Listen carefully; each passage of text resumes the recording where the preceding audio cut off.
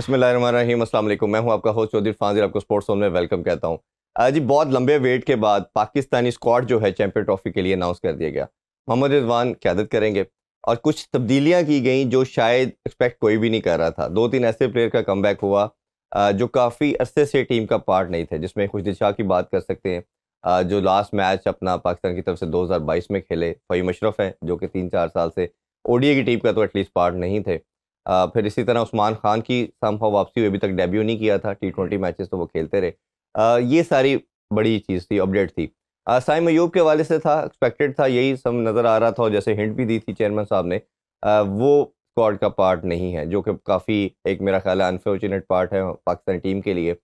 एक सबसे बड़ी चीज़ जो शायद कल हमने ज़िक्र भी किया था अपने शो में, ब्रेकिंग के तौर पे भी बात की थी कि बाबर आज़म इस दफ़ा हम देखेंगे कि ओपनर के तौर पे नज़र आएँगे और फ़खर ज़मान के साथ उनका पेयर हम देखेंगे इस चैंपियन ट्रॉफ़ी में। अ, एक बड़ी अच्छी चीज़ ये है कि जिस तरह कल चेयरमैन साहब ने एक प्रेस कॉन्फ्रेंस भी की, उन्होंने बताया कि पाकिस्तान ने दुनिया में समहाउ ये रिकॉर्ड बनाया है कि 110 दिन के अंदर हमने अपने स्टेडियम की अपग्रेडेशन कंप्लीट की है और ये मेरा ख्याल है कि काफ़ी बड़ी अचीवमेंट है।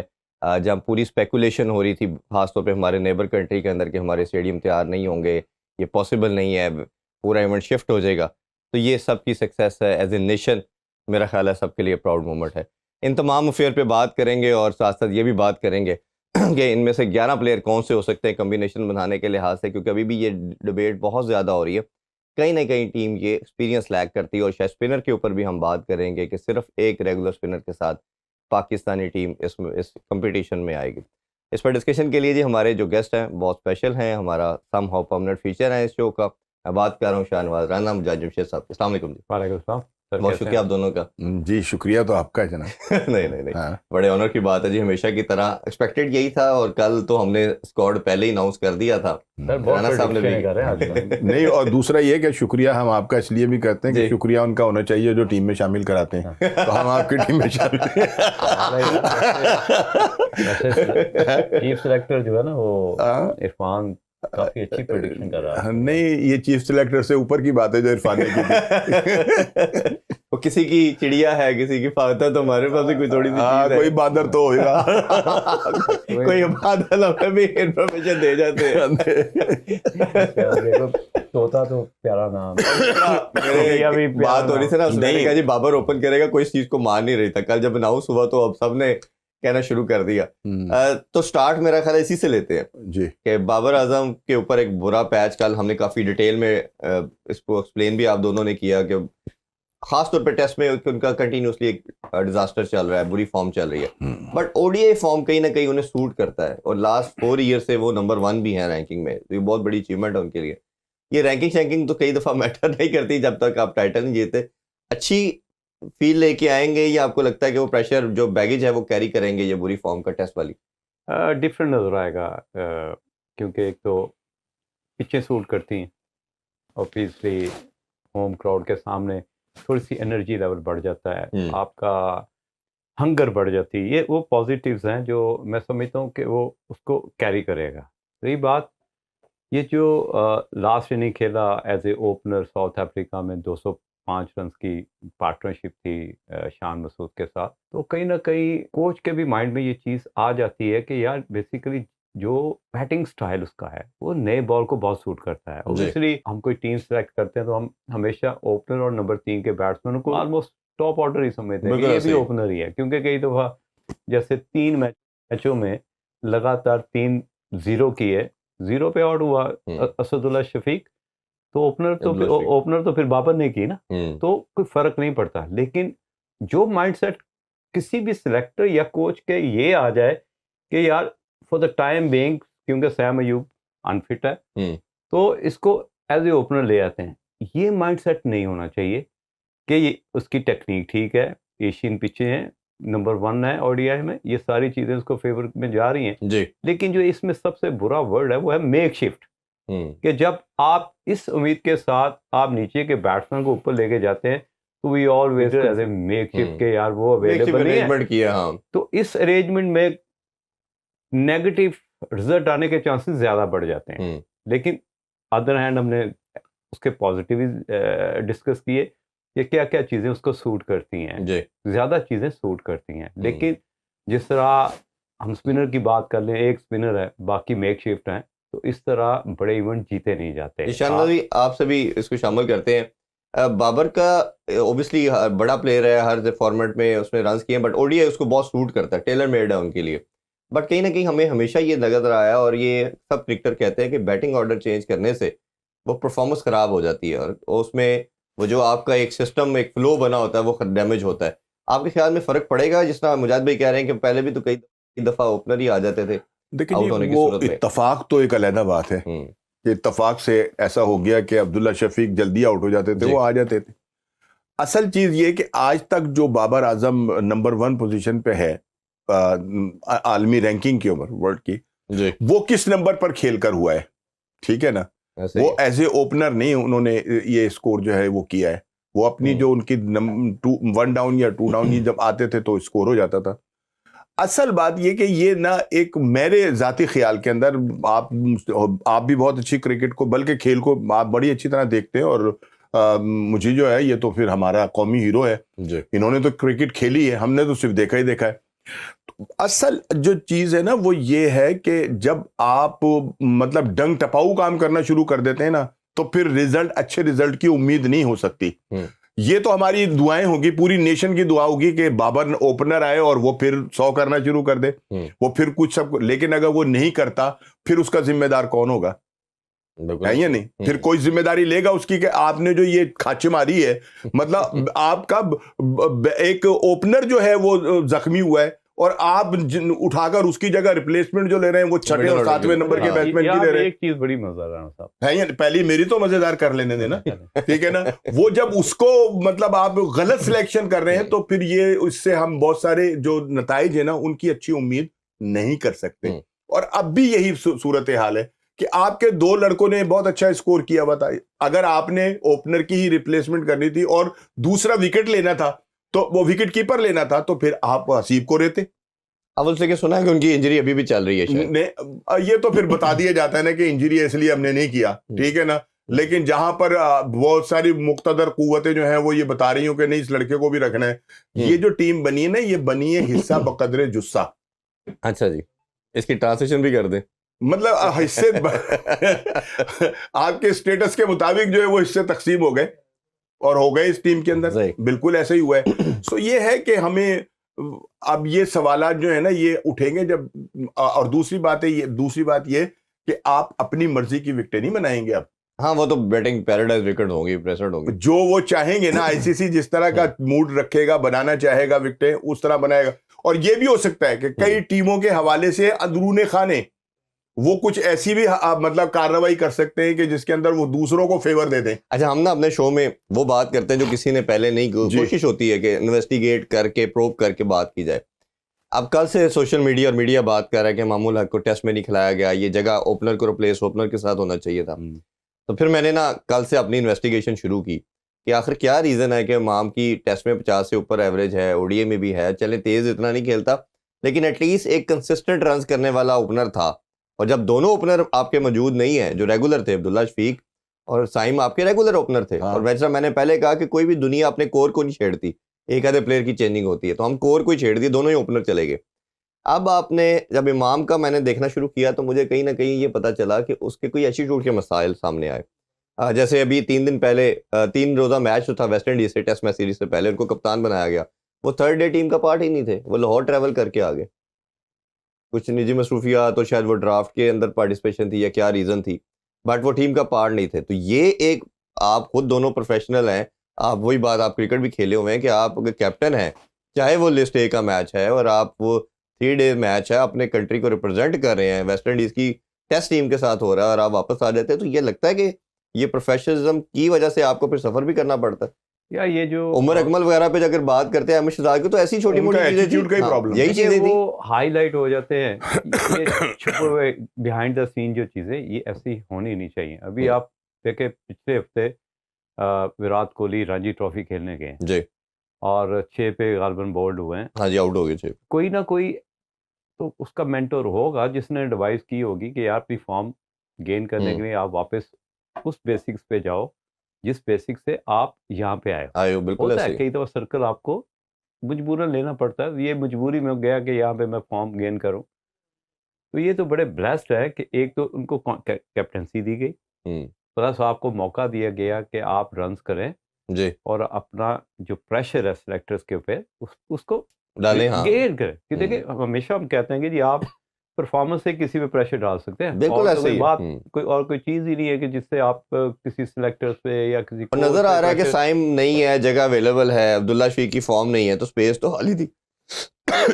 ये चीज़ें एज ए प्रोफेशन इनको सोचना है, इनका ओन डिसीजन होना चाहिए। ये नहीं है कि ड्राफ्टिंग के लिए आपको आना पड़ा तो आप फ्लाइट लेके नहीं, आ इसके गए। पीछे कुछ और तो भी इसके वजूहत हो पीछे कुछ सकती और हैं, वजूहत हो और भी हो सकती हैं। सकती हैं। ये भी हो आपने सकता है बड़ी कि उन्हें अच्छी पता चीज- था कि उनको टीम में सिलेक्ट नहीं किया नहीं जाएगा। सर, कैसे आप पहले नहीं। प्री एजम्प्ट कैसे कर सकते हैं कि अभी आप कप्तान हैं, अपनी ड्यूटी तो पहले परफॉर्म करें ना, फिर तो वो जो आप सिलेक्टर करता आप है। ठीक कह रहे हैं, वो हाँ। ये बिल्कुल दुरुस्त है कि जो अब आपको हम ये शो कर रहे हैं, जिम्मेदारी दी गई हम ये उसको शो पूरा- कर रहे हैं, शो हाँ। को दरमियान में या एक ब्रेक आती है, आप चले जाए, मैं चलो, ये कोई चला जाए, और बाद में कहीं चले जाए, वो कोई मसले बाकी देख लेंगे, तो ऐसा तो कभी किया नहीं ना जा सकता। तो नहीं, आप नहीं, जितने मर्जी अच्छा अच्छे हो। यार, मुझे एक चीज़ समझ नहीं आती कि आप एक प्लेयर को 2-3 प्लेयर आपने इसी स्क्वाड में देखे, लाइकिंग पे आए, जी परफॉर्मेंस पे नहीं आए।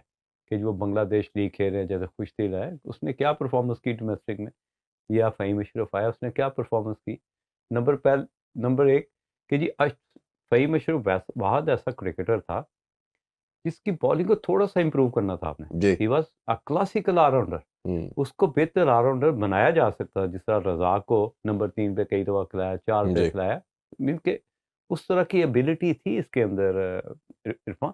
लेकिन किसी भी बॉलर ने उस पे काम नहीं किया, क्योंकि he is a predicted bowler कि एक बॉल खेलने के बाद या उसको वीडियो उसको देखने के बाद बैट्समैन को फिर आइडिया हो जाता है कि मैंने इसको फैंटी कहाँ देनी। वो आपकी बात से याद आया, जैसे आपने कहा ना कि काम नहीं किया गया। अनवर अली आपको याद होगा, हाँ, जब अंडर 19 का जब उसने वर्ल्ड कप भी जिताया, तो सरफराज भाई से जब भी इंटरव्यू करे ना या बात करे, वो कहते मैंने दुनिया की क्रिकेट देखी है, इतनी स्विंग कोई नहीं करता था जितनी अनवर अली करता था। जिस तरह उन्होंने अंडर 19 का वर्ल्ड कप भी जिताया, उन पे जब हमारे फास्ट बॉलर और हमारे लेजेंड्स ने उनके साथ काम किया, उनका बॉलिंग एक्शन चेंज किया, उसकी स्विंग जीरो कर दी। नहीं तो देखो, ये हमारे तो बहुत सारी मिसालें हैं मसाले हैं। मैं आसिफ के साथ बैठा हुआ जाहिद है, शबीर है, और बहुत सारे हैं इस तरह की तो मिसालें। ऐसा काम करके कि वो अच्छा, कई दफा खराब कर देते। अगर आपके 6 बॉल अंदर आ रहे हैं ना, जी और हवा पीछे से आ रही है, तो अंदर आ रहे हैं, कई दफा आप एंड चेंज करते हैं ना, तो गेंद बाहर निकलना शुरू हो जाता जी। है। This is science.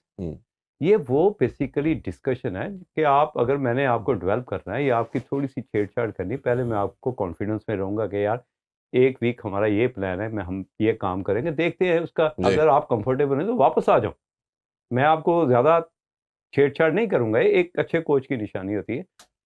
Faheem Ashraf को क्या था कि जी जब वो बॉल करता है, थोड़ा जब प्रेडिक्टेड हो जाता है, एंगल बॉल करता है, आप उसको विकेट के पास से लेके बैट्समैन को एक आई इस्तेमाल करनी पड़ेगी। आप जब इस तरह के उसको डेवलपमेंट प्रोग्राम देंगे, अगर उसका एक फ़ायदा हो गया छोटा सा, तो आपको दुनिया में एक अच्छा ऑलराउंडर मिल सकता था, जो आपने ज़ाया कर दिया। अब वो अगर उसको उस बेसिक्स पे लेके आएंगे, अब उसकी जो बायोमैकेनिक्स हैं उसको अलाउड नहीं करेंगे। अच्छा, अब हम कोशिश करते हैं, बड़ा अच्छे तरीके से आपने सारा एक्सप्लेन किया। अब हम बात करते हैं जिनको इंडक्ट किया गया, किन बेसिस पे किया गया, वो भी मेरे पास कुछ अंदर की खबर है, वो बेसिस भी बताते हैं आपको। देखें अब जैसे साइम अयूब है, साइम अयूब जिस तरह हमने कल भी जिक्र किया था कि वो 8-10 ओवर भी आसानी से कर लेते थे, और उनकी बॉलिंग करने की वजह से आप क्वेश्चन मिल रहा था कि इरफान खान नियाजी को आप 6-7वें नंबर पे रख रहे थे और वो टीम का पार्ट थे। अब जब आपका बॉलिंग की ऑप्शन गई, तो आपने क्या किया कि आपने कहा जी इरफान खान नियाजी तो बॉल कर नहीं सकता, तो और ये तो एक जो 5वां बॉलिंग का जो मसला है ये हमें आएगा, तो आपको एक प्लेयर की जगह 2 प्लेयर इंडक्ट करने पड़े। साइम अयूब की एब्सेंस को कवर करने के लिए 2 प्लेयर, 10 ओवर को कवर करने के लिए आपको 2 करने का पार्ट कर दिया। हाँ, अब आपने 2 ऑप्शन पे सोचा कि क्या होना चाहिए। अच्छा, फिर उस पे एक आप ऑप्शन गए फ़हीम अशरफ, इसकी डिबेट भी इनकी होती रही कि आमिर जमाल को होना चाहिए, फ़हीम को होना चाहिए। आमिर जमाल का ये देखा गया जी, आमिर जमाल सिर्फ जो परफॉर्मेंस है ऑस्ट्रेलिया के अलावा कहीं नहीं उनकी नज़र आई। हालांकि हाल दो कि उनको 1.5-2 साल से बड़ी रेगुलर अपॉर्चुनिटीज़ मिली, बट कोई भी उन्होंने किसी भी जगह पे बैटिंग में ख़ास तौर पे और बॉलिंग में भी परफॉर्मेंस नहीं दी। अब फ़हीम का ये था, जो आप शुरू में हमने बात की कि परफॉर्मेंस उनकी नहीं है, बट फ़हीम ने डोमेस्टिक T20 कप में काफ़ी रीजनेबल बैटिंग भी की, बॉलिंग भी की, कप्तानी भी करते नज़र आए। तो ये तो फ़हीम का आ गया। फिर इनका था कि अगर स्पिनिंग विकेट्स आ जाती हैं किसी जगह पे, तो फिर क्या करें। फिर इन्होंने कहा जी कि सलमान अली आगा के साथ 5-6 ओवर करने के जो बॉलर के पास ऑप्शन है वो खुशदिल शाह है, वो 4-5 ओवर कर जाता है। और फिर हमें अगर छठे नंबर पे पावर हिटिंग को चाहिए इरफान खान नियाजी की सूरत में, तो वो हम खुशदिल शाह से करा लेंगे, और ये रीज़न थी कि बाबर को ओपन कराया गया। आप पहले आप बताइए। नहीं, ये तो खैर एक को कवर करने के लिए कयाफे हैं ना जो लग रहे हैं कि जी उसको अंदर लाने का जो था प्लान वो ये था या यूं था। नहीं, रीजन भी तो उनके पास जो चले है ना जी। रीजन हाँ। वो जो मर्जी देते रहे, लेकिन असल में जो जो जमीनी हकायक हैं वो छुपे नहीं रहते, वो सबके सामने आ रहे होते हैं। और वो जो मैंने कहा था ना कि हिस्सा बकदर जुस्सा, वो ये मैंने इसीलिए कहा था कि भाई किसी की फरमाइश थी कि इसको रख ले, वो बता ही देंगे और रखने जैसे क्या रिजवान साहब थे उनकी ख्वाहिश थी कि आप कुछ दिल को रखें और उसको खिलाएं। वो बड़ा उन्होंने जो कलाबे हैं वो मिलाने थे, मिला लिए। 2.5 साल तो हो गए जिन्होंने वनडे नहीं खेला जी, 2022 में लास्ट खेला था। है ये नहीं ऐसे। तो फिर अगर तो आप मतलब टीम जो है वो T20 की परफॉर्मेंस के ऊपर ले रहे हैं, तो फिर तो और बहुत सारे प्लेयर्स हैं कि जो बाहर बैठे हुए जो इंतजार कर रहे हैं, उनको भी ले लेते। इसी तरह से आप फहीम अशरफ साहब का तो आखिर तक, ये तो आपको पता नहीं किसने रिपोर्ट दे दी, और मतलब इसका मतलब ये कि हाँ पहुंच आपकी खासी दूर तक है और आपको पता चल गया। सोर्सेस तो आपको पता है। फिर आखिर फिर जमाल का तो नाम लिया जा रहा था ना कि वो टीम के अंदर शामिल होगा, लेकिन ये इसके मुतालिक भी यही कहा जाता है कि कुछ सियासी तौर के ऊपर हुई हैं अपॉइंटमेंट्स, ठीक है ना, बिल्कुल इसके अंदर है, और कोई ढकी छुपी बात नहीं है। वो राने हैं, फहीम अशरफ जो हैं राने, और रानों का बड़ा टहका है पंजाब के अंदर, ठीक है ना। तो ये भी हो गया, खुशदिल साहब भी हो गए। एक आपके आगे उस्मान साहब, उनकी भी फरमाइश जो थी वो आपके। अच्छा, उस्मान साहब को सॉरी मैं आपको इंटरप्ट करने ऐड करता हूँ, फिर आप कंटिन्यू कीजिएगा। अब उसका ये कहा जा रहा है कि उस्मान से जब उसको सेलेक्ट किया गया था तो उस्मान ने कहीं इनसे इम्प्लॉयड किस्म की ये श्योरिटी ली थी कि 1.5 साल में ड्रॉप नहीं होगा, जो कई लोग बात कर रहे हैं इस पे कल से। ये उसी वजह से स्क्वाड में आया, अदरवाइज तो जब यूएई छोड़ा इन्होंने, यस यूएई छोड़ा है, तो वो कुछ इन्होंने कॉन्ट्रैक्ट साइलेंटली किए, इम्प्लॉयड किए, कि आपस में एग्रीमेंट किए दोनों पार्टीज ने, बोर्ड और इन्होंने, कि मैं इतनी बड़ी कुर्बानी देता हूँ पाकिस्तान के लिए, सब कुछ छोड़ के आ रहा हूँ, तो आप 1.5-2 साल कोई इवेंट जब होगा तो मुझे उसका पार्ट रखेंगे। आज दो हम जरूर कह सकते हैं कि उन्होंने अभी बांग्लादेश में बीपीएल में रन किए हैं, 1 सेंचुरी भी की है, बट वो आप वाली बात के T20 फॉर्मेट था। तो आपको लगता है ये कोई एग्रीमेंट चल रहे हैं या परफॉर्मेंस पे आए हैं? नहीं, एग्रीमेंट तो आप क्या बता रहे हैं, ये भी एक नई खबर है कि इनका कोई एग्रीमेंट था कि जी 2 साल तक इनको टीम से बाहर नहीं निकालना, चाहे ये कुछ करें या ना करें। तो उस हिसाब से भी बिल्कुल नजर आ रहा है कि अगर ऐसा था, उन्होंने कुछ नहीं किया तब भी वो टीम का हिस्सा है, लेकिन वो भी किसी के चहीते हैं, उनको भी किसी की आशीर्वाद कुर्बानी दी है उन्होंने, ठीक है ना। कुर्बानी दी है तो कुर्बानी से ज्यादा अल्लाह ताला ने उनको ना 1-1.5 साल के अंदर, यूएई में शायद वो खेलते तो इतना ना कमाते जितना उन्होंने यहाँ पाकिस्तान आकर कमा लिया है, और ठीक ठाक हो गए, और इससे हमें गरज नहीं होनी चाहिए। हमारी जो मेरी और आपकी जो बहस होती है ना, या हमारा जो यहाँ बैठकर दिल कुड़ता है ना, और हम सुलगते हैं और भुभकते हैं और पता नहीं क्या क्या कुछ कहना शुरू हो जाते हैं, उसका बुनियादी मकसद जो होता है ना, वो होती है पाकिस्तान की फतह। हमारे नजदीक हमारा मुल्क होता है कि यार हम लोग घर में बैठकर जो मुसल्लों के ऊपर हाथ उठा के दुआएं मांग रहे होते हैं, ये लोग क्या कर रहे हैं? अगर इन्होंने सिर्फ अपना रिश्तेदारियां, दोस्तियां, सियासी बुनियाद ये वो करके टीमें बनाकर और हमारे जज्बात से खेलना है, तो फिर हमें गुस्सा नहीं चढ़ेगा, फिर तो होगी ना बात। या फिर ये है कि आप साबित करें कि हाँ जी ये जो सिलेक्शन हुई है ये बिल्कुल ठीक हुई है। उस्मान की जैसे बात है, उस्मान से मेरी या आपकी कोई लड़ाई तो नहीं है, हमारी और आपकी लड़ाई उससे सिर्फ परफॉर्मेंस की है कि उसने कौन सा ऐसा तीर मारा है कि वो टीम के अंदर शामिल है। उनका जो मेरा उस पे स्टांस है, मुझे भाई आप भी ऐड कीजिएगा, कि ये जब लीग क्रिकेट खेलते हैं तो एक इंटायरली डिफरेंट प्लेयर नजर आते हैं, चाहे पीएसएल की बात करें या T20 कप इधर खेला था इन्होंने, उसमें एक बात कर ले, ओडीआई कप में, जैसे इंटरनेशनल लेवल पे आते हैं, पता नहीं कोई प्रेशर गेम है, मेंटल ब्लॉक है, उसमें फंसे, तो आप उस पे क्या देखते हैं? T20 फिर भी पाकिस्तान खिलाता रहा, ओडीआई में स्क्वाड में थे, खिलाया नहीं गया ओडीआई, अब एकदम इतने बड़े इवेंट में डाल दिया। क्लियर करके बताता हूँ एक चीज में, वाई उस्मान खेलता है मुल्तान सुल्तान की तरफ, ठीक है, कप्तान है रिजवान, ड्रेसिंग रूम शेयर कर रहा है, खाने वाली टेबल शेयर कर रहा है, कुछ ना कुछ तो उसने परफॉर्मेंस करने फार्मूले बताए होंगे ना। नंबर 1, जब आप नेशनल टीम के सीनियर प्लेयर के साथ, और ख़ास तौर पे मुल्तान सुल्तान का कप्तान, जब उसके साथ आप खेलते हैं तो फिर आप अपनी गलतियों को मिनिमाइज करने की कोशिश करते हैं, क्योंकि उसको पता है कि हर वक्त मुझे देख भी रहा है, मेरे साथ ओपन भी कर रहा है, और उसके बाद मुझे ये आगे तक भी लेके जाएगा जी। तो ये वो चीज़ें होती है जिससे आपकी परफॉर्मेंस इन्हांसमेंट होने के बहुत ज़्यादा चांसेस होते हैं। जैसे ही आप उस सिनेरियो से निकल के इंटरनेशनल पे आते हैं, आपको अनसीन प्रेशर आना शुरू हो जाते हैं। एक आपका डेब्यू के बाद परफॉर्मेंस करनी, फिर रिपीटेबल करनी, तो 3-4 प्रेशर तो आप कैरी कर रहे होते हो जैसे ही रास्ते में जाते हो। तो वो प्रेशर को कॉप करना हर प्लेयर का काम नहीं है। अगर आपने उस्मान की बात यहाँ पे छेड़ ही दी है, तो उसमें उस्मान की अगर शॉट सिलेक्शन देखें, मेरा ख्याल है कि मॉडर्न क्रिकेट में इतनी ब्लंडर्स या इतनी सिचुएशनल बैड शॉट मारना किसी प्लेयर को अफोर्ड ही नहीं कर सकते कि 11 की एवरेज जा रही है, आपने निकल के मार दी, आउट हो गए, फिर पीछे 2 आउट हो गए। आप, इसका मतलब है आपको गेम अवेयरनेस ही नहीं है, सिचुएशन रीडिंग करनी आपको नहीं आती, तो ये किसका काम है? यही तो हम कह रहे हैं कि भाई वो कौन सी परफॉर्मेंस है। देखिए राणा साहब, अच्छा एक बंदा ना, एक लड़का जिसका मैं नाम जो है वो देखे भूल रहा हूँ, हमारे विकेट कीपर बैट्समैन है, अंडर 19 का कप्तान भी वो रहा, रोहेल है ये नहीं, क्या उसकी परफॉर्मेंस नहीं है? अगर आपको सेकंड विकेट कीपर ही रखना है और वो मुख्तलिफ मौकों पर टीम का हिस्सा भी रहा है, ऐसा कहते रहे पाकिस्तान का फ्यूचर है, ये है वो है, लेना देना, तो वो परफॉर्मेंस करके भी अगर बाहर हो जाए रोहेल, तो फिर ये ज्यादती नहीं होगी तो क्या होगा?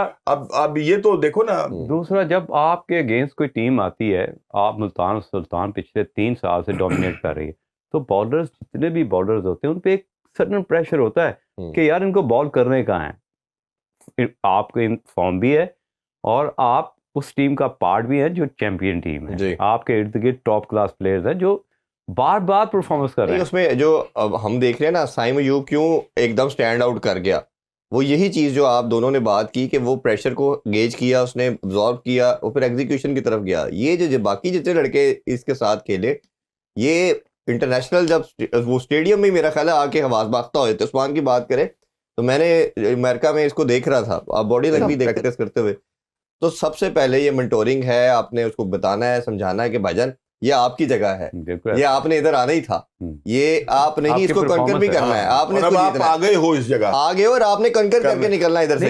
देखिए साइम के ऊपर थोड़ी मतलब उसको क्रिटिसाइज किया गया, 23 फेलियर है जी, 23 फेलियर है या नहीं, और मुसलसल कह रहे थे कि यार ये फेल होने के बावजूद इसको खिलाए चले जा रहे हैं, कभी वनडे खिला रहे हैं, कभी T20 खिला रहे हैं, कभी खिला लिया, हर जगह टेस्ट मैच उसको दे दिया। लेकिन जब उसको दिया और उसको कॉन्फिडेंस दिया कि भाई नहीं तुमने करना है, तो वो जनाबे अली एक लम्हे के अंदर वो हीरो बन के रह गए। लेकिन उनकी ना एक चीज, साइम की एक चीज बाकियों से पहले फेलियर में भी अच्छी थी, वो दिलेर था, उसकी बॉडी लैंग्वेज के अंदर वो अटैक करता था, क्रिकेट खेलता रहा, वो बाकियों की तरह डरा नहीं, मेंटोर कोई ना कोई अच्छा होगा उसका था, जिसकी वजह से या खुद वो मेंटली स्ट्रांग था कि फेलियर से डरा नहीं, वो चार्ज करता रहा। अभी एक ब्रेक लेते हैं जी, ब्रेक से वापस आके अभी स्क्वाड में और बड़ी सिलेक्शन ऐसी है जिसपे बात करना अभी रहती है, हमारे साथ रहिए, डिटेल में करेंगे आप। Welcome back in sports on. हम बात करें पाकिस्तानी स्क्वाड के वाले से चैंपियन ट्रॉफी के लिए जो सेलेक्ट किया गया है, एक और बड़ी सिलेक्शन। मैं वैसे एक चीज़ कहता चलूँ, मैं हमेशा बात करता हूँ कि जो सिलेक्शन का काम है ना, ये बड़ी थैंकलेस जॉब है। शायद आप पाकिस्तान में किसी को भी खुश नहीं कर सकते, कोई ना कोई किसी का फेवरेट होता है कि नहीं होता, बट अगेन हमारा मकसद जो है वो कंस्ट्रक्टिव बात करना है और परफॉर्मेंस के ऊपर बात करते हैं। तो मेरा ख्याल है आई एम श्योर कि लोग भी इसको समझते हैं, जो सुनना चाहते हैं वो वही हम बात करें। अच्छा, एक साउथ शकील की इंडक्शन, अब मैं एक चीज़ जो कल आपने असद शफीक का जब उन्होंने थोड़ा ब्रीफिंग दी प्लेयर्स के वाले से, उन्होंने कहा कि असद हम साउथ शकील डोमेस्टिक में रन करते आए हैं और ये इंटरनेशनल में भी बड़ा कंसिस्टेंट परफॉर्मेंस है, इनको रखा गया। तो उस टाइम मेरे माइंड में 2 चीज़ें आ रही थी, तो भाईजान जो 2023 के वर्ल्ड कप के बाद 1.5 साल आपने इनको नहीं खिलाया, तो उस टाइम सारे के सारे वो ब्रेन कहाँ थे जब आप उन्हें सेलेक्ट नहीं किया। फिर उन्होंने एक और बात बड़ी स्ट्रेंज की, वो तो मैंने पहले ही कल भी कहा, आज भी कहा कि बाबर ही ओपन करेगा, लेकिन उन्होंने एक स्टेटमेंट ऐड की कि ये मिडल में भी खेल सकते हैं, ओपनर भी खेल सकते हैं, यानी कि आपको भी अभी क्लैरिटी नहीं है करना क्या उनका। नहीं, और अभी तीसरा भी कोई ओपनर आ सकता है, ये भी आप अपने ज़हन में रखिए और आज की ये बात याद रखिएगा, हो सकता है कि तीसरा ओपनर जो है ना वो भी मंजरे आम पर आए और वो ओपन करे और वो रिजवान हो सकता है। रिजवान की भी बात हमें इस पे करनी थी, अभी वही कह रहा हूं ना, और इसको तीसरे नंबर पर ही भेजे। शेब अख्तर ने भी ये बात कही है बिल्कुल कि वो ओपनर करें, वो दायरे का यूज करते, इस पे हम बात करते हैं बिल्कुल। जब रिजवान पे अभी आना था तो उस पर भी करनी थी हमने। तो ये अब जब प्लेइंग 11 का मुझे स्ट्रेट अवे पार्ट नजर नहीं आ रहे साउथ शकील, क्योंकि आपने तैयब ताहिर को भी कैरी किया है और कामरान गुलाम भी आपके डगआउट में, जो आपकी परमानेंट फीचर है टीम का। तो ये इंडक्शन कैसी है, आप बता दें। बात ये कि उनको लिया है ना, उन्होंने बताया कि जी इसकी परफॉर्मेंस जो है ना वो मुसलसल एक तसलसल के साथ है और दोनों अपना उसमें है कि T20 में भी, टेस्ट मैच में भी, वनडे के अंदर भी इन्होंने स्कोर किया है और इसका कुछ मिजाज भी है कि थोड़ा सा ये टाइम लेकर अपने आप को सेट करके और T20 के अंदर तो कोई और क्रिकेट होती है ना, वो क्रिकेट तो नहीं, हो तो एक मेला है और वो लगा हुआ होता है। लेकिन ये जो अपना वनडे है, इसके अंदर थोड़ा सा मिजाज जो है ना प्लेयर का, वो टेस्ट मैच की तरफ भी चला जाता है, क्योंकि 50 ओवर की इनिंग होती है, ठीक है ना। और इसमें कुछ खिलाड़ी ऐसे होते हैं कि अगर वो थोड़ा सा टाइम लेकर एडजस्ट कर जाए ना अपने आप को, तो स्कोर भी कर जाते हैं। इनसे ये भी उम्मीद की जा रही है कि शायद ये ऐसा भी हो जाए और हमारी सिलेक्शन जो है वो ठीक हो जाए। तो ये कोई मतलब ऐसी बुरी चीज नहीं है। और दूसरी बात ये कि आपने कहा कि हो सकता है वो उनसे ओपन भी करवा लें, ठीक है ना। तो फिर हमारा जो टीम की जो कंपोजिशन होगी वो क्या होगी, वो कैसे हम टीम को बनाएंगे, सिलेक्ट करेंगे कि किसको निकालना है। अगर वो ओपन कर रहा है तो फिर बात कहीं और चली जाएगी। सो ये है कि अभी तो इसके इम्तहान और भी हैं, खाली ये टीम ही अनाउंस हुई है अभी तो। आप देखेंगे नहीं, आप ये देखें ना, उनकी यूटिलिटी जो है वो हम देखें साउशकील की, तो वो स्पिन के अगेंस्ट है। जहां पूरे पाकिस्तान टीम के बैटर फंसते हैं तो सबसे अच्छा स्पिन को मिडिल ऑर्डर में आके वो खेलते हैं। आप कंसीडर भी कर रहे हैं सेंटर को, जो न्यूजीलैंड के साथ पहला मैच है उसको कैसे खेलना है। खब्बे को रखने का मकसद ही आपका ये है कि लेफ्ट हैंडेड आएगा, वो अच्छा खेलता है। बाबर भी स्ट्रगल करता है, रिजवान भी कोई फंसता है, और अभी ये अच्छा खेलता है। वेस्ट इंडीज के इंडिया ने 3 स्पिनर खिलाने आपके खिलाफ, 3 ही 2 मस्ट खेलेंगे। आपने उसको भी कैटर करने के लिए इसको रखा है कि ये स्पिन को मिडिल ओवर में जो पाकिस्तान आउट हो जाता है स्पिनर से, इसको रखा गया। तो अगर ओपन की बात करवा गए तो अगर ये, तो मेरा ख्याल है कि मुझे बड़ी समझ नहीं आई स्टेटमेंट की, तो ये तो मिडिल ऑर्डर की कमोडिटी है यार। देखें, मैं डे फर्स्ट से कह रहा हूँ, जब से असद शफीक आया है एज ए सेलेक्टर, एक इबनॉर्मल सा एक पर्सनैलिटी है। मैं 3-4 दफ़ा मिला भी उनसे। जब आप किसी को कोई डिस्कशन में लेके आते हैं ना, तो जो आपके जवाब मिल रहे होते हैं किसी भी एंगल से, तो उससे यही लगता है कि यार इसको सिर्फ अपनी क्रिकेट के अलावा कुछ सूझबूझ ही नहीं है। क्योंकि ये ऐसे फोकस प्लेयर्स होते हैं जो सिर्फ अपनी क्रिकेट को एंजॉय कर रहे होते हैं, अपनी क्रिकेट को ही लेके चल रहे होते हैं। लेफ्ट राइट क्या हो रहा होता है उनको कोई आइडिया नहीं होता। तो Asad Shafiq one of them. एक तो लॉजिक उनकी बात में कहीं भी नहीं था कि हम कहें कि यार बड़ी लॉजिकली बात की है। और रही बात, एक क्रिकेटर जिसने 80 टेस्ट मैच खेले हों, वो कैसे कह सकता है कि ओपनर एक स्पेशलिस्ट जॉब, ये आप उठा के इसको उसकी जगह पे, इसको उसकी जगह पे नहीं लेके जा सकते। ओपनर को ओपनर से रिप्लेस करना आपने लग जाए पंजाबी के अंदर, सीधी बात है जी। अगर मैं अच्छा, ये जो इतना खिलारा डाला ना, उसको ओपन करा देंगे, उसको पीछे कर देंगे, वो छठे पे चलेगा, 5वें पे चलेगा। ओपनर को ओपनर से रिप्लेस करते हैं, जो कोर था इसी तरह खेलता, आपके ही कोई प्रॉब्लम नहीं था, कुछ छेड़खानी थी नहीं। प्रेडिक्शन दे रहा हूँ, प्रेडिक्शन कर रहा हूँ कि सारी टीमें, आप जितनी भी 8 टीमें पार्टिसिपेट कर रही ना, उनमें से 8 टीमों में मेरा ख्याल है कि हार्डली 10 से 15 चेंजेस होंगी। ठीक है, 7 टीमों में। आप पाकिस्तान में जब एक आधा मैच हारे ना, तो चेंजेस की फिर आप उसी लेवल पे चले जाएंगे जो पूरी टीमें चेंज करेंगी, और आप उसी जगह पे खड़े हो। मैं तो आपको ये भी एक एडवांस बता देता हूँ, ये आपने ट्राई नेशन खेलने हैं ना 2-3 मैच, आपने 12 तक आपके पास टाइम है चेंजिंग करने का। आपका 8 को भी मैच है, एक आपका उसके 10 को भी है, उसके बाद 11 को प्रॉब्ली। जब उसमें भी कोई खुदा न खास्ता किसी की बुरी परफॉर्मेंस हुई ना, तब भी इन्होंने बात करना शुरू कर देंगे, कोई चेंज हो सकता है, एक आधा प्लेयर तो कर दे। तो हमारे सिस्टम में तो है। अच्छा, एक और चीज़, आप तो बड़े अरसे से कवर कर रहे हैं क्रिकेट को, हमेशा हम देखते आए हैं 30-40 साल की जो हिस्ट्री रही है, और अभी दुनिया सारी ने जो स्क्वाड अनाउंस की है, खासतौर पे हम अपने नेबर से ही बात डिस्कशन करते हैं, चीफ सेलेक्टर बैठा है, कैप्टन बैठा है, और उन्होंने टीम अनाउंस की है। उसके बाद आधे पौने घंटे का क्वेश्चन आंसर का सेशन हुआ है कि इस प्लेयर को क्यों रखा गया, क्या लॉजिक थी, क्या रीज़न थी, किन को सेलेक्ट नहीं किया गया, उन पर डिबेट हुई और आंसर मिले। ये एक पीसीबी की तरफ से इस नए रिजीम का एक नया एक डायरेक्शन देखी है। प्रेस रिलीज आ जाती है, अपनी स्टेटमेंट दे के ख़त्म, कोई जवाब सवाल नहीं। और टीम, पहले तो पिछली जो टीम आती रही है वो तो सिर्फली हमें रिलीज के थ्रू मिलती रही है कि ये प्लेयर हैं जी, आप खुद ही सोचते रहे, अंदाजे लगाते रहे क्यों रखा गया, क्यों नहीं रखा। ये क्या माइंडसेट है कि मीडिया से इतना अवॉइड? इसलिए कि जब आपके पास किसी को जवाब देने के लिए कुछ नहीं ना होता, तो फिर आप उसका सामना नहीं करते, फिर आप कहते हैं कि बस ये प्रेस रिलीज हुई, गल खत्म हो गई, हमसे कोई क्यों पूछे। जब आप दे ही नहीं सकते, जैसा कि अभी मुझी ने तो बड़े मजे से कह दिया ना कि वो नॉर्मल सा है, जिसे हम असली उर्दू में कह सकते हैं बावला, ठीक है ना। तो ये अब जब हमारे जो क्रिकेटर हैं उनके सोचने का मैयार अपने चीफ सिलेक्टर के लिए ये होगा कि यार ये तो ऐसा है, ठीक है ना, तो वो क्या जवाब देगा मीडिया का? मीडिया भी तो आखिरकार बाल की खाल निकालता है ना, और नीचे से खबर निकालने की कोशिश करता है, उनके पास जवाब कोई नहीं होता।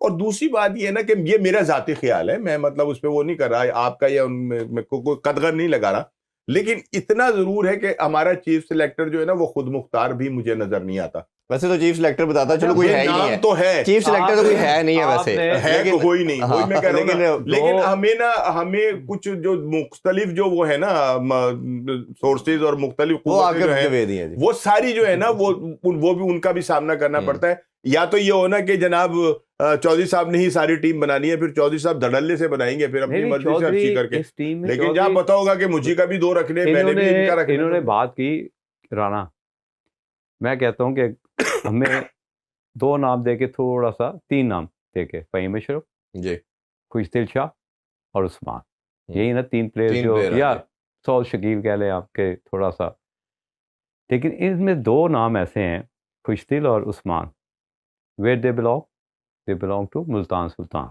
एंड वेयर रिजवान साहब बिलोंग्स टू मुल्तान सुल्तान, क्योंकि उसने इस सिचुएशन में, क्योंकि मेगा इवेंट है, उसने उन प्लेयर्स पे ज़्यादा फोकस किया। डेफिनेटली ओनर का प्रेशर तो होगा कि यार ये प्लेयर है, तुम्हें जितवा सकते हैं। वो तो देखो सरफराज जब चैंपियन हुआ, कितने रिवॉर्ड मिले, कितने इनामात मिले, कितनी रिस्पेक्ट मिली, अभी तक वो इस चैंपियनशिप के कप को एंजॉय कर रहा है। और कभी भी बात हो, चाहे 50 साल के बाद बन चुकी है ना जी, 92 के बाद, जब आप चैंपियनशिप की इतना बड़ा आपको रिवॉर्ड मिल रहे हैं, तो आपको कोई ना कोई तो मेंटर बताता होगा, ये रिजवान अगर तू जीतेगा तो तेरी क्रिकेट यहाँ चली जाएगी, तेरा कैरियर लंबा हो जाएगा। लेकिन मेरा वैसे जितना मैं इनको जानता हूँ ना, ये एक फेज में ऐसे आ जाते हैं जब ये खुद बन जाते हैं, किसी से नहीं पूछते, ये समझते हैं हम अकले कुल हैं। नहीं, और दूसरी बात ये है कि ठीक है कि मुल्तान सुल्तान से दोनों का ताल्लुक है, ये मुल्तान सुल्तान की तो नहीं बन, पाकिस्तान की है, ये पाकिस्तान की टीम, और उधर कप्तान जो है वो मुल्तान सुल्तान का, तो वो बात करें मुल्तान की फिर, लेकिन जब आप पाकिस्तान के कप्तान हैं तो फिर आपको पाकिस्तान का कप्तान बनना है, फिर आपने उन लड़कों की सिलेक्शन करनी है कि जिनको आप समझेंगे कि वाकई इन्होंने जितवा देना है मुझे, या पाकिस्तान टीम को जितवा देना है। लेकिन अगर ये कि आप ये करेंगे जी, फिर इस तरह से तो ये है कि जी हमारे राणा साहब भी जोर लगा देते और वो भी अपनी 4 खिलाड़ी जो थे इंटरेक्ट करवा देते, कराची वाले जो है वो भी जोर लगा देते, हालांकि कराची का एक हसनैन जो है वो भी जोर दबट्टी आया है, ऐसे नहीं आया, उसको भी आराम से नहीं रखा गया। ब्रेक की तरफ बढ़ते हैं, ब्रेक से वापस आके पाकिस्तान स्क्वाड में सिर्फ एक स्पिनर है, और जिस तरह हमने 4 पेसर और 1 ऑलराउंडर के साथ जा रहे हैं, दुनिया में वैसे ऐसा कोई कॉम्बिनेशन ही, हर टीम 2 या 3 स्पिनर के साथ जा रही है, इस पे बात करेंगे। इस पे with us, welcome back in sports on. अच्छा, 2 चीज़ों पे हम बात करना चाहेंगे। एक तो ये है कि ओबियसली रिजवान कीपर है और नंबर 4 पे खेलते हैं, अब कप्तान भी है, जैसे सर आपने जिक्र किया कि वो ओपन भी कर सकते हैं, ये बात हो रही है, शोएब अख्तर ने भी इसका जिक्र किया। अगर तो सौशकील को हमने खिलाना है तो वो फिर रिजवान ऊपर बंद करते हैं तो 4 नंबर उनकी जगह बनती है, क्योंकि अदरवाइज़ जो आप तैयब ताहिर को और उसको कैरी कर रहे हैं, कामरान गुलाम को, उनको अगर आप छेड़ते हैं तो आपकी फिर पूरी कोर खराब होती है, खिलाना पड़ेगा ना फिर आपको एक खिलाना पड़ेगा। अगर आप उनको भी कैरी करना चाहते हैं तो फिर रिजवान ओपन करेंगे तो फिर सौशकील भी इंडक्ट होते हैं, अदरवाइज वो खराब होता है। एक तो उसका बताइए, फिर स्पिनर पे बात करते हैं।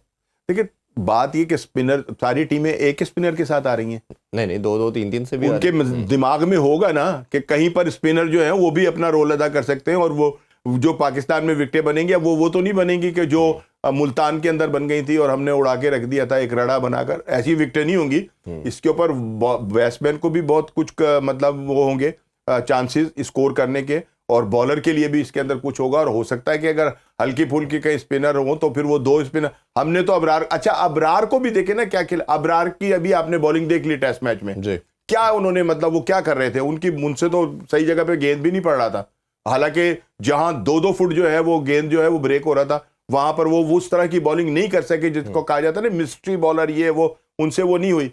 मेरा जाती ख्याल ये था कि इसके अंदर दो स्पिनर्स में से जिन्होंने 40 आउट किए थे उनमें से किसी एक को भी रखते, लाइक नुमान को रख लेते जी, बैटिंग भी अच्छी कर लेता है वो, कहीं साजिद भी बड़ा अग्रेशन है, साजिद जो है वो भी कहीं ना कहीं आकर और कर जाते हैं, उन दोनों में से एक नहीं हमने रखा, ठीक है ना। तो अभी जो हमारी अपनी जो हमारे जो अपने मसाइल हैं वो ऐसे हैं कि जिसके ऊपर, और फिर अभी आपने बात की इसकी सऊद शकील की। जी अगर आपको सऊद शकील को खिलाने तो फिर 2 में से एक की कुर्बानी देनी पड़ेगी। आप आगा को खिलाएं या उसको खिलाएं। नहीं, आगा तो वाइस कैप्टन आगा तो नहीं हटता, ठीक है ना। नहीं मैं एक बात बता रहा हूँ ना कि कामरान एक अच्छा वो लड़का के जिससे उम्मीद की जा सकती है कि वो कुछ ना कुछ कर जाएगा, फिर उसको बाहर बिठाना पड़ेगा। मेरा ख्याल आगा तो कंपोजिशन नहीं जो है वो बिल्कुल ठीक है। अच्छा, स्पिनर के हवाले से जिस तरह इन्होंने बताया, ये एक मुश्किल फैसला है, और जो मेरी डिस्कशन भी हुई और जो मेरे तक खबर भी आई वो यही है कि समहाउ उनका प्लान ये है कि फरवरी मार्च में बॉल जो है पाकिस्तान में स्पिन नहीं होती, यूएई के अंदर भी नहीं होती, क्योंकि समर में जाके फिर विकेट थोड़े क्रैक्स आते हैं, और ये जो आईसीसी ने विकेट्स बनानी है, ये बैटिंग विकेट्स बनानी है, तो एडिशनल स्पिनर डालने की ज़रूरत नहीं है। कोर पे ही फैसला किया गया कि फास्ट बॉलिंग रखे, जो आपकी कंटिन्यूटी चल रही थी साउथ अफ्रीका और ऑस्ट्रेलिया में। तो आपका क्या ओपिनियन? देखो इरफान, अगर मैं सिलेक्टर होता तो मैं बड़ा वाइजली कुछ चीज़ों पे फोकस करता। Why, what to do and how, कि मुझे टीम सेलेक्ट करनी है और मैं क्यों कर रहा हूँ। एक कीवर्ड है आया कि उन दिनों पिचेस में मॉइस्चर होगा तो फ़ायदा किसको हुआ? फास्ट बॉलिंग को, फॉर सडन टाइम, आधा घंटा। लेकिन ऐसा नहीं होगा क्योंकि क्यूरेटर्स तो आ रहे बाहर से जी, हर चीज़ को तो देखना। उन्होंने तो आपको पिच के पास भी जाने नहीं देना। ऐसे ही दूसरा कि आप जब तक आपके पास ऐसे मेथड नहीं होंगे जो कि चैम्पियन बनने वाले हों, लाइक के नुमान, जिससे आपकी बॉडी थोड़ी सी मूवमेंट ऑफ बैलेंस होने के चांसेस हों। अगर ऊपर से जैसे हेड है, अगर हेड जैसा प्लेयर आ गया, उसने अटैक कर दिया, पहले 10 ओवर में 100 हुआ, तो मोमेंटम कौन ब्रेक करेगा? अभी साजिद की आपने बात की, चलें आपके पास आगा है जो ऑफ ब्रेक भी करता है, साथ बैटिंग भी करता है। हम कहते हैं कि यार थोड़ा सा ऑफ स्पिनर को अटैक जल्दी हो जाता है क्योंकि बैट स्विंग यहाँ पे ज़्यादा जाता है, इसलिए हम कहते हैं कि यार साजिद ऑफ स्पिनर है, हाँ, उसको अटैक हो जाएगा, मान लेते हैं ऑफ स्पिनर। लेकिन जितना वाइजली बॉलिंग करते हैं, मैंने नुमान को देखा है, जितनी मर्जी टॉप क्लास प्लेयर हो, एक तो उसका एज, उसका एक्सपीरियंस और उसका ब्लाइंडली ट्रस्ट, उसकी एबिलिटी बहुत ज़्यादा है। देखें लेट ज़रूर आया लेकिन उसकी एबिलिटी अनबिलीवेबल है। स्पिन भी करता है, कंटेन भी करता है, बिल्कुल ऐसे ही, और फ्लाइट भी करता है। हर वो उसके पास रेसिपी है जो किसी भी बैट्समैन को डिस्टर्ब कर सकता है। और कोई भी ऐसी चीज़ जो बॉडी से दूर जा रही हो, अगर आप लेफ्ट आर्म स्पिनर हैं तो पढ़ के तो दूर ही जाना है। टेस्ट के अंदर 5वें नंबर पे रैंकिंग में आ गए, ये बड़ी अचीवमेंट है। अंदाजा लगाएं कि कितनी अच्छी परफॉर्म की है कि जो चीज़ बॉडी से दूर जा रही होगी वो बैट्समैन को डिस्टर्ब जरूर करेगी। तो ये कोच और सिलेक्टर की नज़र में या कप्तान के जहन में चीज़ें होनी चाहिए। रही बात फास्ट बॉलर की, आपने इतने ज़्यादा फास्ट बॉलर रखे आप, मैं यहाँ पे बैठ के ये बात कर रहा हूँ आपके सामने, पाकिस्तान को बहुत फेंटी पड़नी तेज़ बॉलिंग को। एक तो प्रेडिक्टेड बॉलर है, प्रेडिक्टेड का मतलब ये है कि बैट्समैन के पास फिर आइडिया आ जाता है कि यार ये बॉल यहाँ पे करेगा, इतना स्विंग होगा, ये एंगल से बॉल आएगा, उसके बाद फेंटा ही फेंटा है। आपको बचाना किसने? स्पिनर ने। अगर आपने खुशदिल को भी ऐसे पार्ट टाइमर के यार मोस्टली सब टीम प्रोफेशनल वो रेगुलर के साथ जा रहे हैं, तो भाई खेलेंगे कम डाले जा रहे हैं। हमने कुछ कभी आपने ये वही कह रहा हूं कि खेलेंगे तो 11 सब हमेशा कहते हैं ना कि आप अपनी टीम में रेगुलर के साथ जो टीम जाती है वही जीती है। तो हमने काफी ज्यादा इस तरह के पार्ट टाइमर कर लिए। हमने कोशिश किया स्क्वाड पे बात करने के लिहाज से अब क्या प्लेइंग 11 होगी और क्या हमारे चांसेस और क्या कंडीशन सूट करती है, इस पे हम अगले वीक जो शोज आएंगे उस पे इंशाल्लाह बात करेंगे। अगर 1 सेकंड का टाइम हो तो मैं प्लीज बात अभी कर रहे थे मुझे के आईसीसी जो है वो उनके क्यूरेटर जो है वो बनाएंगे विकेटें और वो किसी को नजदीक भी नहीं आने देते जी। आईसीसी के ऊपर भी ना बहुत सारे लोगों का जो है ना असर रसूख है। वो किसी दूसरे को वो हमें नहीं आने देंगे लेकिन दूसरों से जरूर पूछ लेंगे कि आपकी स्ट्रेंथ क्या और क्या करना चाह रहे हैं, हम वैसा कर देते हैं। चले ये देखते हैं इस पे क्या होता है जी। बहुत शुक्रिया आप दोनों मेहमानों का। इंशाल्लाह नेक्स्ट शो में दोबारा मुलाकात होगी। अपना बहुत ख्याल रखिए। अल्लाह हाफिज। पाकिस्तान जिंदाबाद।